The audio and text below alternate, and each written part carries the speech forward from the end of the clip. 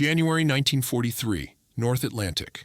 The sea is black glass, broken only by wind-torn foam and the heave of a long swell. A U-boat rides low, almost invisible, just a smear of steel and spray. Inside, the air is wet and metallic. Diesel, sweat, cold that never leaves your hands. Through the periscope, a shape resolves. A merchant ship, slow, burdened. A faint line of smoke. Then the dull geometry of a hull crossing the moonlit water. It looks like the others. A target, a number. Orders are murmured. A torpedo is made ready. Men lean into routine because routine keeps fear small. Then, far from this ocean, another kind of light burns. In American shipyards, night shifts work under flood lamps that turn darkness into day. Sparks scatter in bright arcs as welded seams close. Prefabricated sections swing on cranes and settle into place with the finality of machinery, not craftsmanship. Hull after hull, launch after launch. Out here, the commander's world is one ship at a time. On land, it is 3 a day. And somewhere between those two rhythms, the torpedoes run and the factory clock. The Battle of the Atlantic becomes a race Germany cannot pause. In 1939, when Europe tipped into war, Germany did not need to invade Britain to threaten its survival. Britain was an island economy and an island military power. It imported food, fuel, raw materials, and the components of modern war. Its factories, its cities, its Royal Navy, everything that made Britain capable of continuing the fight depended on ships crossing open water. The Atlantic was not a boundary. It was a bloodstream. German naval planners understood this. The surface fleet, battleships, and heavy cruisers could raid, but it could not strangle. Britain's navy was too strong, too experienced, too central to British identity and survival. But the submarine was different. A U-boat did not need to win a fleet battle. It only had to sink merchant tonnage faster than Britain, and its allies could replace it. That idea, war as arithmetic, was older than the U-boat. But submarines made it brutally efficient. Germany entered the war with fewer operational submarines than it wanted, and fewer than its most aggressive advocates believed necessary. Grand Admiral Karl Dönitz, who would become the central architect of the U-boat campaign, argued that to truly break Britain's supply lines, Germany needed a much larger force. Hundreds of boats, not dozens. But shipbuilding takes time, and Germany's pre-war priorities were divided among army expansion, air power, and surface fleet aspirations. So the U-boat war began as a campaign of opportunity that aimed to grow into a campaign of decision. From the start, it was not simply a contest between submarines and freighters. It was an evolving system of protection and attack. The British revived and expanded the convoy system. Merchant ships grouped together under escort because concentration offered defense. A lone freighter in the Atlantic was a lone match in wind. A convoy was a box of matches harder to snuff out one by one, and guarded by warships whose entire purpose was to make a submarine's work dangerous. Convoys did not eliminate losses. They changed the terms. They forced U-boats to coordinate, to find targets in a vast ocean, to report positions, to assemble multiple boats into what became known as wolfpacks, groups that could attack together, usually at night, when the submarine's low silhouette and surface speed could be used to approach, fire, and slip away. The Atlantic became a place where the darkness itself seemed tactical. The early years were marked by swings. There were periods when sinkings surged, and periods when the convoy system, escort tactics, and improvements in detection pushed back. The struggle sprawled from the western approaches to Britain down toward the mid-Atlantic, into the cold lanes toward Murmansk, and across to North American coastal waters. Each lane was a corridor of risk with its own weather, its own distances, its own limitations on air cover and rescue. Because in the Atlantic, survival was not only about not being sunk, it was about what happened after. A torpedo strike could turn a ship into a furnace and a trap in minutes. Men who escaped the blast were thrown into freezing water, often at night, often far from help. Exposure could kill as reliably as any weapon. The Atlantic's violence was indifferent. It did not care which flag you served. For merchant sailors, the war was not a front line you visited. It was the route you traveled until it ended you, By 1940 and 1941, Britain was fighting for time. Time to adapt its defenses, time to build and repair ships, time for American industry to move from sympathy to commitment. The United States was not yet a formal belligerent for most of that period, but it was already moving material across the ocean. In March 1941, the Lend-Lease Act gave legal shape to something strategic planners already felt. Britain's survival was tied to American production.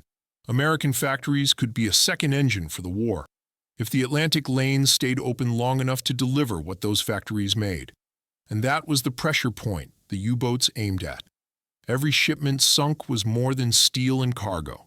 It was weeks of labor, months of resource extraction, years of training, all erased in a flash of water and fire. Every escort damaged was a gap in the screen. Every convoy delayed was another calendar page torn away, while armies waited for weapons that had not arrived. Germany's U-boat captains, when they succeeded, did not think in romance. They thought in tonnage, in rates, in graphs that climbed, until someone in Berlin could say the blockade was working. But the blockade only worked if the numbers stayed on Germany's side.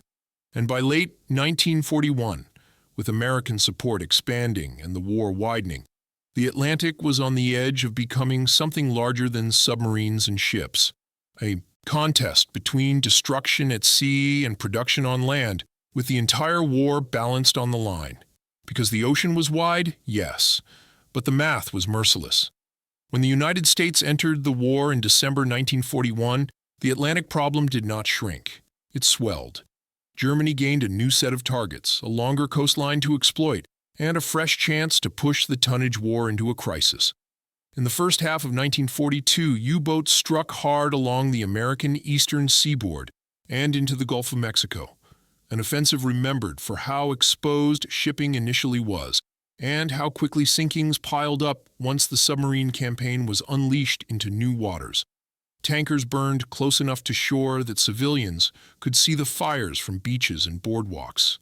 The war stopped being a distant European storm and became a visible fact on American horizons. This was the moment when the U-boat war seemed, briefly, to open into possibility again.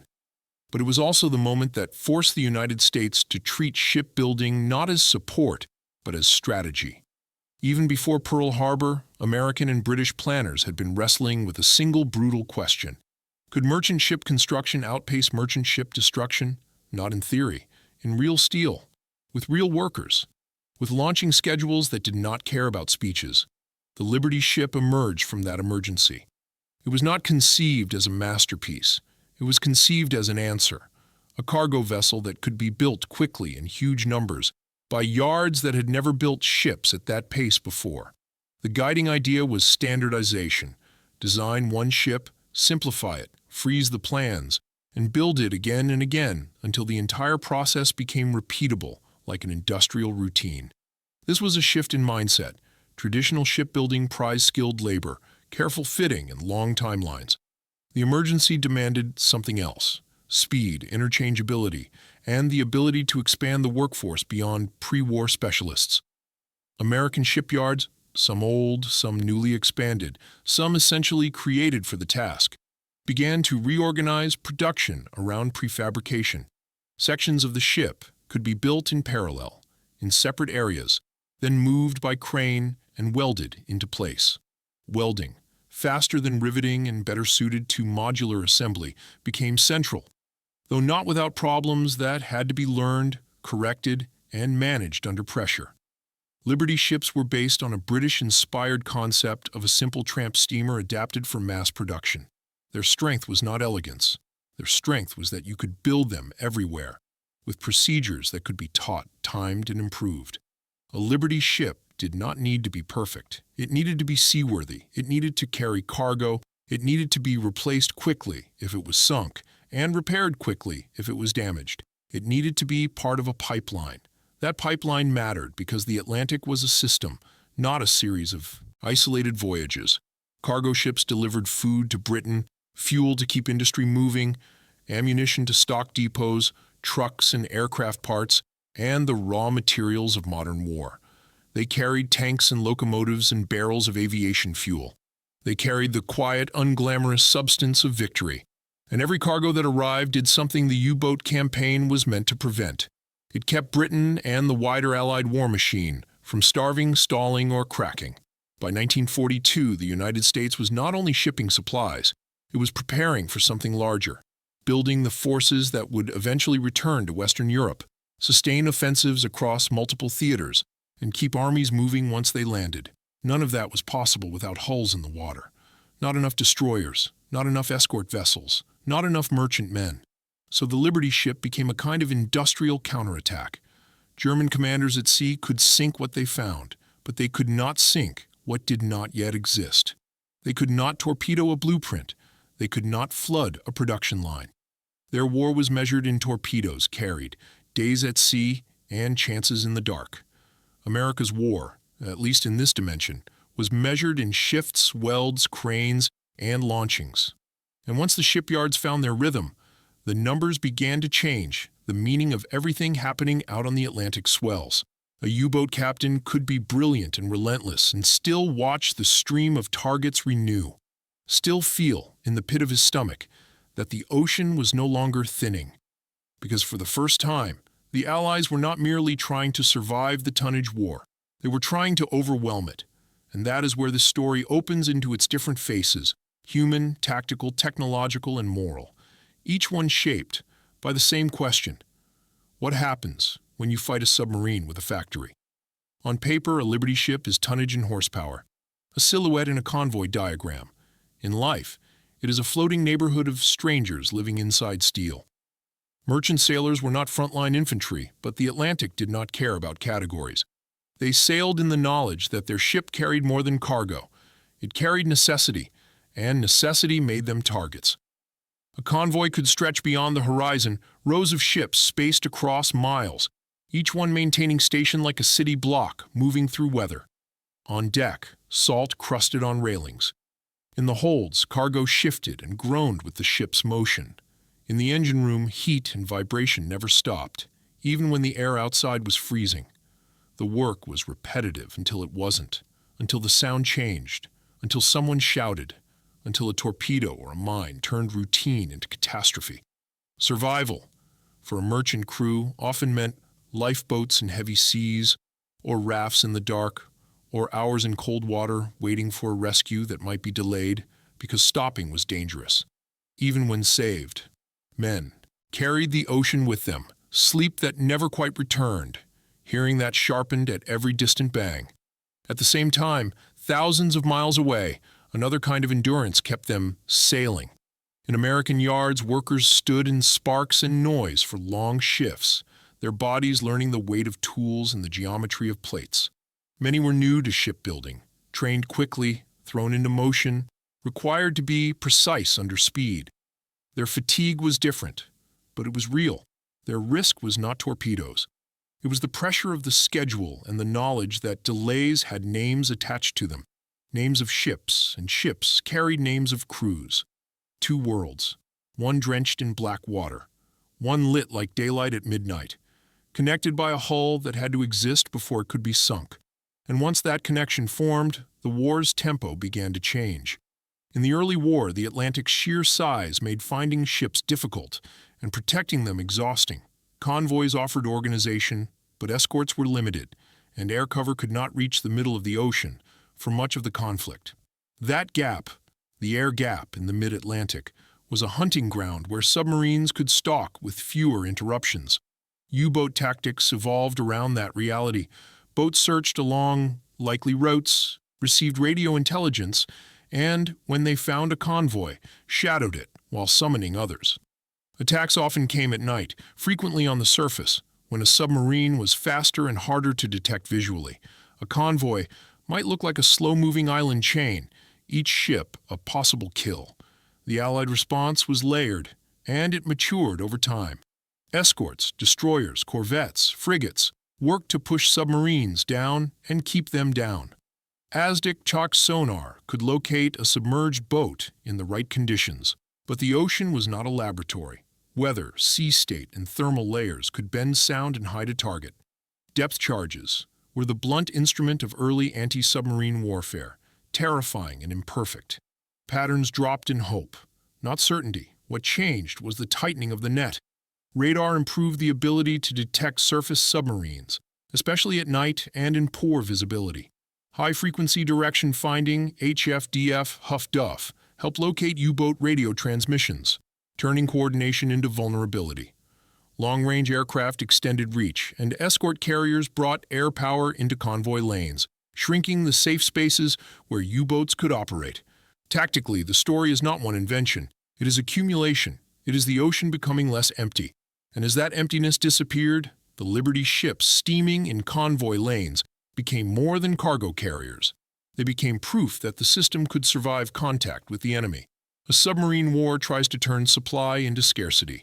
The Liberty ship program tried to turn scarcity into a scheduling problem. The key was repetition. Instead of treating each ship as a semi-unique project, wartime planners treated ships like outputs. That required a different kind of discipline. Freezing a design so it could be built everywhere, breaking construction into modules, and building those modules in parallel, rather than in a single linear sequence. It required shipyards that behaved less like traditional yards and more like assembly systems. Plates cut to patterns, beams standardized, sub-assemblies prepared in advance. It also required people, vast numbers of them. The workforce expanded dramatically, drawing in men too old for combat, women entering industrial roles in huge numbers, and migrants who followed the promise of war work. Training programs compressed what had once taken years into weeks. Supervisors became production managers. Schedules became battlefield maps. Of course, speed carried costs. Welding brought challenges. Quality control, material behavior in cold waters, and the hard truth that a rush seam could become a future failure. But those problems were confronted in real time through investigations, fixes, changes in procedure, and a relentless demand for learning. The point was not that Liberty ships were flawless. The point was that they were buildable at scale and improved while scaling, and scale changes how the enemy experiences the war. A U-boat commander could take pride in a successful patrol, in a clean attack, in tonnage, sunk, but he could not patrol the shipyards. He could not sink a ship that launched tomorrow. And once Allied production began to replace losses faster than losses could be inflicted, the tonnage war, Germany's chosen arithmetic, started returning answers Germany did not want to read.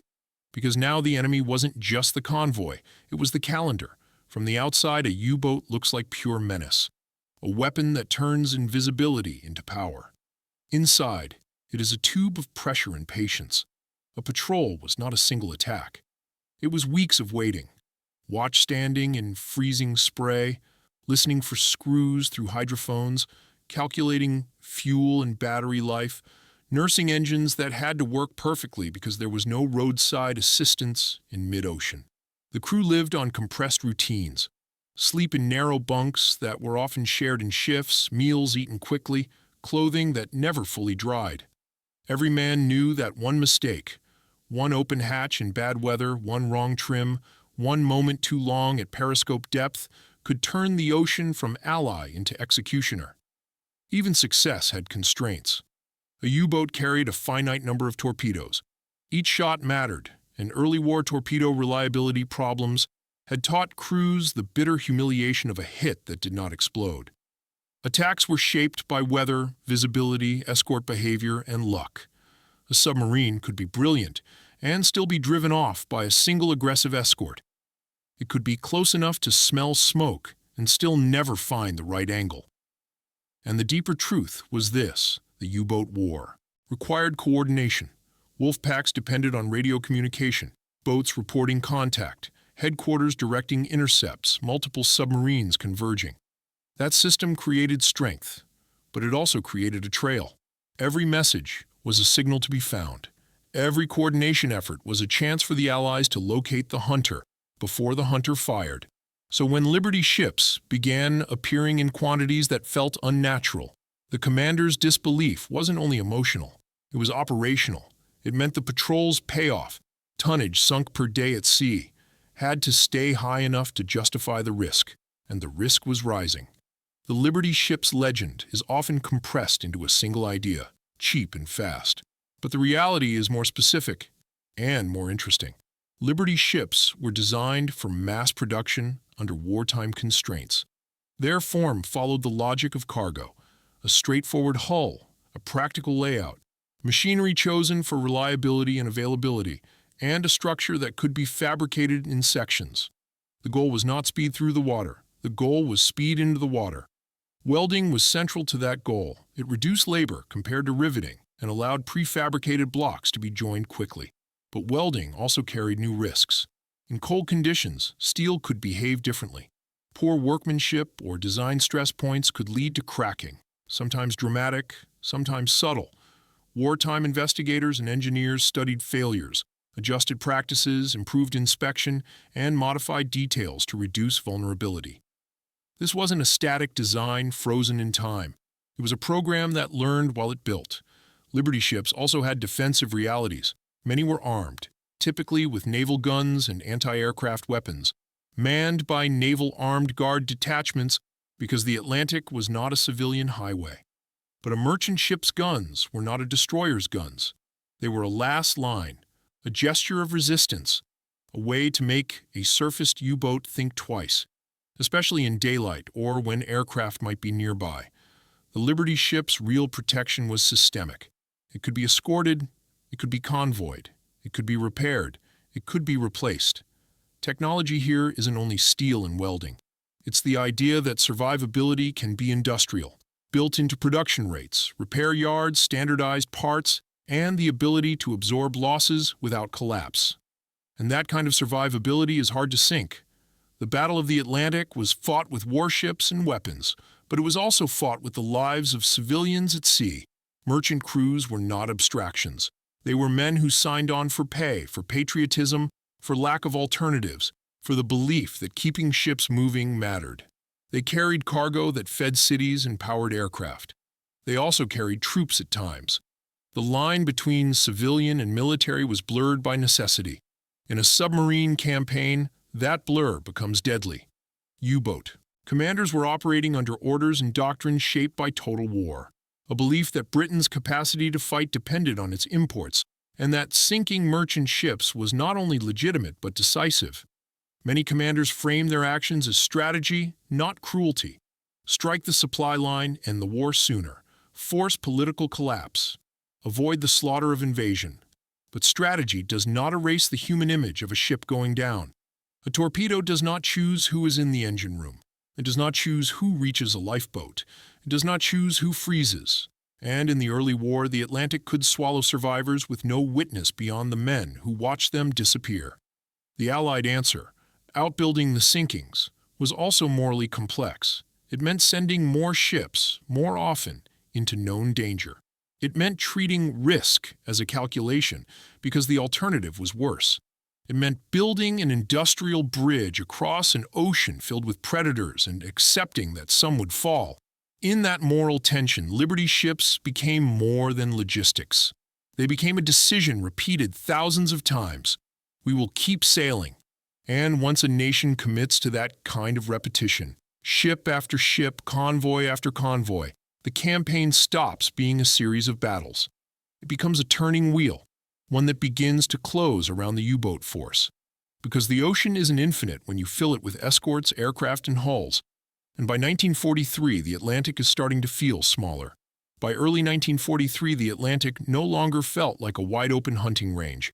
It felt like a corridor. Convoys were still vulnerable, ships were still sinking, men were still dying in the dark. But something fundamental had shifted. The Allies were learning faster than the U-boats could adapt, and they were applying those lessons with an industrial steadiness that mirrored the shipyards themselves. The change wasn't announced. It arrived in fragments. An escort commander who no longer panicked at the first torpedo wake because his bridge team had drilled the response until it became instinct. A radar set that could pick up a surface submarine in conditions that once would have concealed it. A string of convoy sailings where the U-boats found contact, attacked, and then found themselves counterattacked with a confidence that hadn't existed in 1941. It arrived in the sky. For much of the war, the most dangerous place for a convoy was the mid-Atlantic gap where land-based aircraft couldn't reach. In that empty zone, U-boats could surface to recharge batteries, make speed, coordinate an attack with fewer interruptions. The gap had been an invitation. Now, it was narrowing. Long-range aircraft began to press farther into the Atlantic. Escort carriers, small utilitarian ships built to a purpose, brought air cover to convoys that previously had none. Aircraft didn't have to sink every U-boat to change the campaign. They only had to force submarines to dive, to lose speed, to lose contact, to spend battery power and time. Each forced dive was like a hand on the U-boat's throat. It reduced the boat's ability to maneuver, to coordinate, to strike from the best angles. It turned the submarine from hunter into fugitive. At sea level, escorts became more than guards. They became predators. Better tactics emerged as escort groups gained experience and as specialized support groups could be routed toward threatened convoys rather than being tied to a single formation. The aim was to deny the U-boats their preferred rhythm: shadow, assemble, strike, vanish. If a U-boat could be located, it could be harried for hours. It could be driven deep. It could be forced to expend air and battery, to take evasive action until mechanical failure or human fatigue did what depth charges alone could not. Detection systems improved, too, not as magic, but as incremental advantage. Radar could spot a surface submarine at night when the old war had belonged to darkness. HFDF could give bearings on radio transmissions, making the wolfpacks' communications a risk. Sonar and improved depth charge tactics made submerged boats less comfortable than they had been. Even when a U-boat escaped, it often escaped damaged, shaken, forced home early. A single escort action that failed to sink could still succeed by reducing future danger. And through all of it, the convoys kept moving. That mattered because Donitz's strategy required sustained sinking rates. A tonnage war only works if sinkings outrun replacements, and if fear and disruption amplify the damage. The U-boat arm could accept losses if it achieved decisive results, but it could not accept losses while the enemy's shipping pool kept growing. By 1943, the American shipbuilding program was no longer a promise. It was visible in the order of battle at sea. More merchantmen, more escorts, more hulls available to convert into carriers, to serve as tenders, to repair, refuel, and resupply. The Atlantic became crowded with logistics, an entire moving infrastructure that made it harder for U-boats to operate freely and easier for the Allies to respond quickly. For the men in submarines, the psychological atmosphere changed. The old confidence, attack at night on the surface, slip away, repeat, began to feel like a memory from a different war. Radar made the surface dangerous, aircraft made daylight dangerous, escorts made contact dangerous, and the sheer volume of Allied shipping meant that sinking a ship no longer felt like reducing the enemy's lifeline. It began to feel like scooping water from a river with your hands. There is a moment in every campaign when the background noise becomes a warning, when the small signals, the quicker escort turns, the sudden aircraft appearance, the relentless pursuit, add up to a realization: the enemy has adjusted. And when the enemy adjusts in a way that closes the ocean, a submarine war becomes a war against time, against exhaustion, against the limits of steel and lungs. By spring 1943, the U-boats were still striking convoys, but they were striking into a system that was beginning to strike back harder, faster, and more often.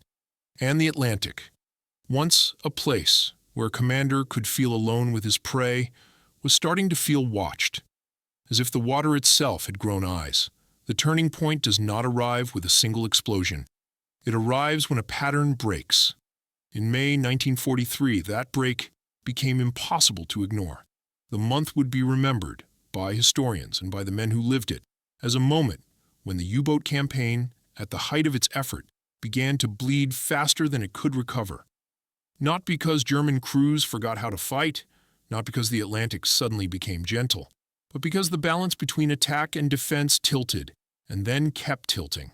Convoys still came under assault. U-boat captains still found targets. Torpedoes still ran true, but now the aftermath of an attack was different. A surface boat that once might have slipped away into darkness could be caught by radar. A radio report that once might have brought help could now betray a position. An escort that once might have been satisfied to guard its convoy could now pursue because support groups and better coordination meant the convoy was not instantly naked the moment a destroyer peeled off. Aircraft, sometimes from escort carriers riding with or near the convoy lanes, could appear where the U-boat commander expected only sky and weather. For submariners, the ocean began to feel shallow even when it was miles deep. The submarine's greatest advantage, choice of engagement, was being squeezed. Forced to dive repeatedly, a boat burned battery power and lost speed. Forced to evade sonar and depth charge patterns, it lost contact. Forced to stay submerged, it lost its ability to coordinate. And the U-boat war was not only a series of individual hunts, it was a networked campaign. It relied on multiple boats converging, maintaining contact, coordinating timing, saturating defenses. When that network was disrupted, a convoy could pass through danger with losses, but still pass through. And every convoy that arrived did something fatal to the German strategy. It proved the blockade had not worked. This is where Liberty ships re-enter the story not as background, but as pressure.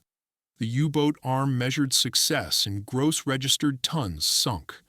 Allied planners measured survival the same way, and the numbers were no longer drifting in Germany's favor.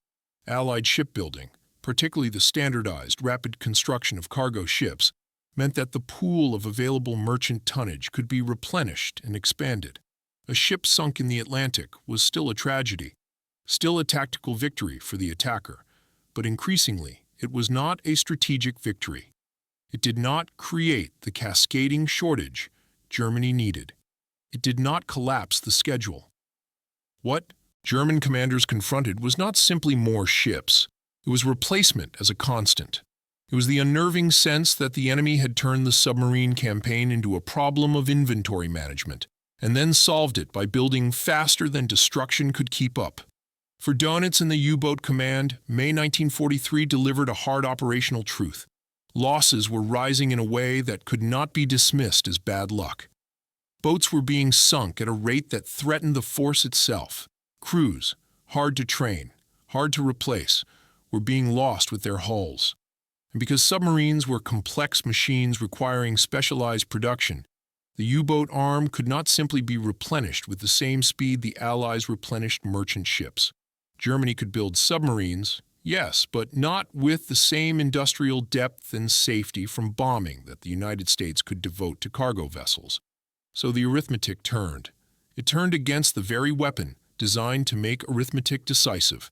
German leadership began to pull back from certain convoy routes, to reconsider tactics, to seek technological answers, better torpedoes, better sensors, new boat designs that could restore the advantage.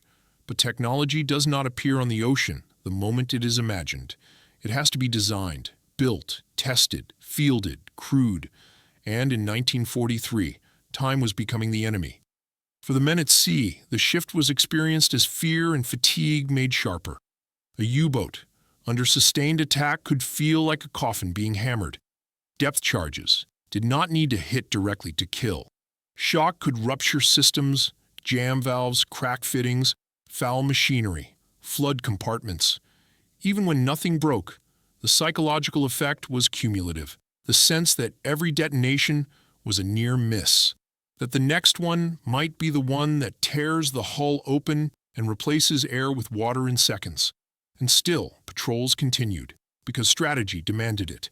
But the Atlantic was now delivering fewer easy victories and more punishing consequences. The old confidence of the Wolfpack was fraying under a defense that had become layered, coordinated, and relentless. This is why the phrase Black May matters, not as drama, but as a marker of realization. It marks the month when the U-boat campaign, the sharpest knife Germany had aimed at Britain's throat, was forced to acknowledge that the throat had armored itself and that the knife was losing metal with every strike. The ships kept coming. The escorts grew more capable. The air cover stretched farther, and the U-boat, built to make the sea Germany's ally, began to discover the most dangerous thing in war: a battlefield that is no longer yours. Because once the Atlantic stops being open, a submarine cannot simply disappear. It can only run out of room. And when a hunter runs out of room, the sea grows quieter, but the factories do not. After May 1943, the Atlantic did not become safe. It became survivable. That difference is everything. Ships still sailed into storms and submarine waters. Torpedoes still found targets. Mines still waited. But the sense of inevitability, the fear that Britain could be starved into submission, that the Atlantic could be closed like a door, began to fade. The campaign shifted from crisis to contest, and the Allies had built themselves an advantage that grew with time instead of shrinking under pressure. Liberty's ships were central to that change because they made endurance scalable. They did not end the U-boat threat by themselves. They did something quieter. They ensured the shipping system could keep breathing even when it was wounded. A convoy that lost ships could still deliver cargo. A sinking spike could be absorbed without collapsing the entire schedule. Damaged ships could be repaired with parts and practices that were increasingly standardized. And the shipyards, once scrambling to learn speed, had become machines of repetition. The consequence was felt everywhere the war demanded movement. Britain's cities and industries continued to receive what they needed to function. The Soviet Union, dependent on Allied supplies, delivered through perilous routes, could be supported more consistently. The Mediterranean and other theaters could be fed with fuel and material. And, perhaps most importantly for the direction of the war in Europe, the Allied buildup, the accumulation of troops, vehicles, ammunition, bridging equipment, medical supplies, aircraft parts, could proceed with fewer catastrophic interruptions. Because war on land is always built on what arrives at ports. The Liberty ships were not glamorous, but they were adaptable. They carried tanks and trucks, food and ammunition, rails and coal, crated aircraft, and package machinery. They were the physical expression of a strategic idea that the Allies would not be strangled, they would expand. In shipyards, the legacy was visible in the labor itself.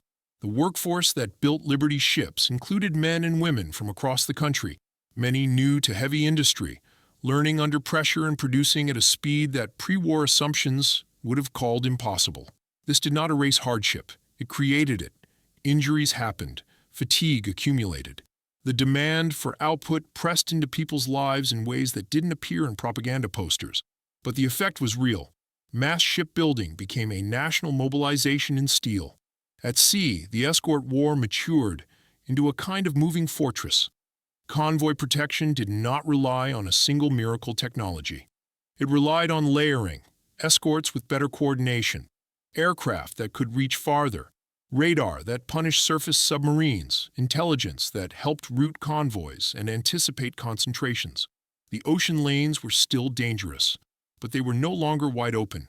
A U-boat that attacked now risked immediate and sustained retaliation. This forced Germany into a strategic dilemma.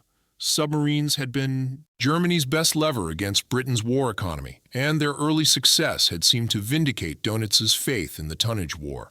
But once losses climbed and results diminished, the U-boat arm faced a cruel choice. Keep pressing and risk destroying itself, or pull back and concede the initiative in the Atlantic. Either choice had consequences. Pressing meant crews dying for diminishing returns. Pulling back meant the Allies shipping what they needed to assemble overwhelming force. And as the months passed, the Atlantic began to feel less like a choke point and more like a highway, still contested, still costly, but increasingly dominated by Allied capacity. The U-boat could still kill, but it could no longer decide, because the war was shifting from a question of survival to a question of accumulation, and accumulation favors the side that can keep delivering. Once the Battle of the Atlantic tilted, it didn't simply tilt back and forth. It settled into a new gravity. The Allies could move more cargo, more reliably, across the ocean.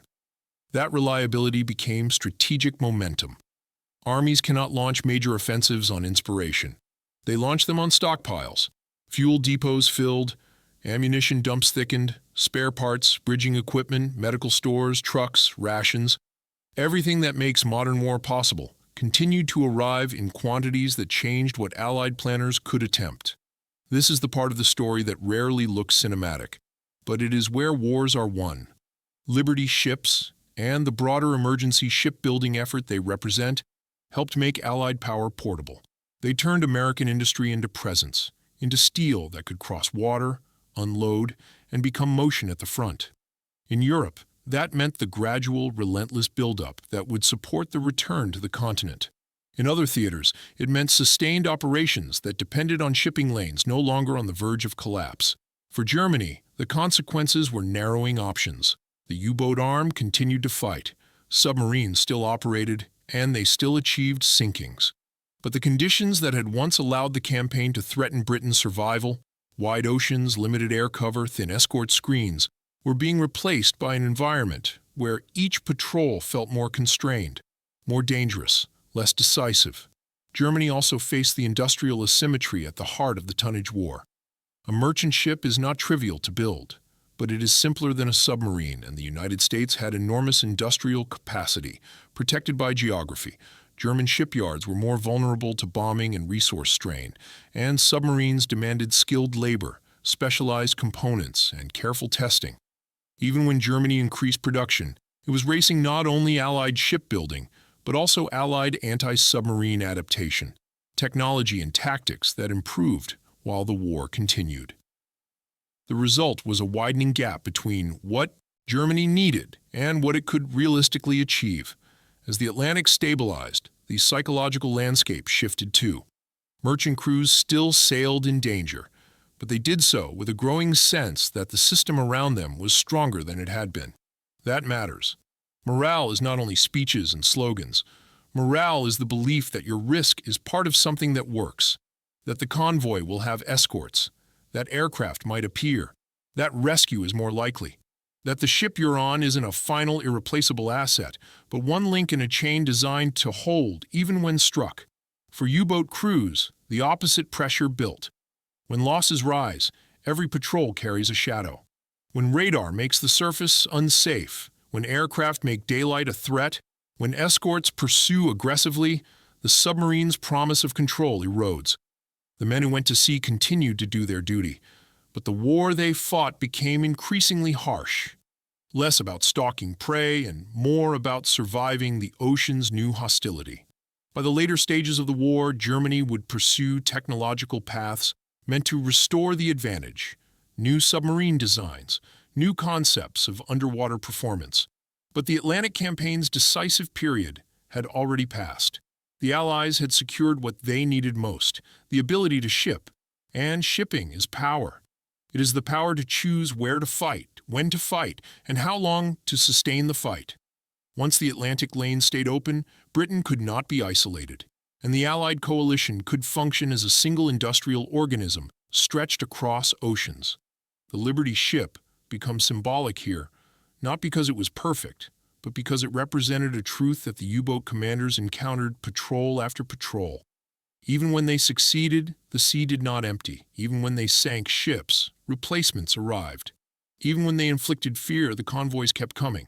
And when the convoys keep coming, the strategic verdict is delivered not in a single battle, but in the steady thud of cargo being unloaded, day after day, while the front lines receive what they require. Because the final answer to Germany's tonnage war wasn't a miracle weapon. It was tonnage delivered. And once that becomes the measure, the ending of this story turns quiet and reflective. The Liberty ship was never meant to be loved. It was meant to exist, quickly, repeatedly, in numbers so large that loss could not become collapse. In another era, a ship was a thing you named with pride and built with patience. In this war, a ship could be a sentence in a ledger, a whole number on a schedule, a silhouette in a convoy line. And yet, inside those plain steel boxes, men lived. They joked, argued, wrote letters, drank bad coffee, watched the sea for shapes that didn't belong there. They carried the war's weight without firing a shot. That is the hidden truth of the Battle of the Atlantic. It was not decided only by the brilliance of commanders or the drama of sinking ships, though both mattered. It was decided by whether an island nation could keep receiving what it needed to endure, and whether an alliance could keep turning distant industry into presence at the front. It was decided by escorts that learned, by aircraft that reached farther, by signals that were found and used, and by shipyards that turned welding arcs into strategy. For the U-boat crews, this was the cruelest kind of defeat. Not a single catastrophic battle, where everything ends in an hour, but a gradual realization that the sea was no longer empty enough, and the enemy's pipeline no longer fragile enough. You could still strike, you could still kill, but you could not stop the flow. And for the workers who built Liberty ships, often ordinary people thrust into extraordinary schedules, there was a strange kind of power in repetition. They weren't fighting with rifles. They were fighting with time, with output, with the refusal to let fear at sea become paralysis on land.